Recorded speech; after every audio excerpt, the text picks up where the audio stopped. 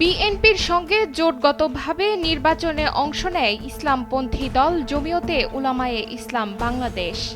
সমঝোতার ভিত্তিতে ৪টি আসন দলটিকে ছাড়লেও একটিতেও জয় ছিনিয়ে আনতে পারেনি তারা।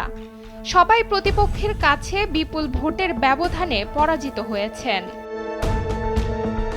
বিএনপির পূর্ণ সমর্থন থাকা সত্ত্বেও জয় ঘরে তুলতে ব্যর্থ হয়েছেন নীলফামারী ১, নারায়ণগঞ্জ ৪, সিলেট ৫ ও ব্রাহ্মণবাড়িয়া ২ আসনে। জমিয়ত সভাপতি ওবায়দুল্লাহ ফারুক তিনি সিলেট ৫ আসনে জামায়াতে ইসলামী নেতৃত্বাধীন ১১ দলীয় জোটের প্রার্থী খেলাফত মজলিস নেতা মুফতি আবুল হাসানের দেওয়াল ঘড়ি প্রতীকের কাছে হেরে গেছেন।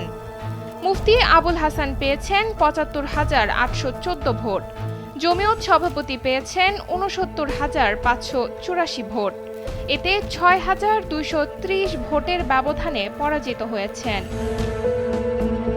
ব্রাহ্মণবাড়িয়া ২ আসনে বিএনপির বিদ্রোহী প্রার্থী রুমিন ফারহানার হাঁস প্রতীকের কাছে হেরে গেছেন খেজুরগাছের জুনায়েদ আল হাবিব। রুমিন ফারহানা পেয়েছেন ১,১৭,৪৯৫ ভোট। জুনায়েদ হাবিব পেয়েছেন ৭৯,৯২৭ ভোট। ৩৭,৫৬৮ ভোটে পরাজিত হয়েছেন। নীলফামারী ১ আসনে জামায়াতের প্রার্থী মাওলানা আব্দুস সাত্তার দাঁড়িপাল্লা প্রতীকে ১,৪৯,২১৪ ভোট পেয়ে নির্বাচিত হয়েছেন। তার প্রতিদ্বন্দ্বী বিএনপি জোট শরিকের জমিয়তের মহাসচিব মঞ্জুরুল ইসলাম আফেন্দি খেজুরগাছ প্রতীকে ১,১৮,১৬০ ভোট পেয়েছেন। ৩১,০৫৪ ভোটে পরাজিত হয়েছেন।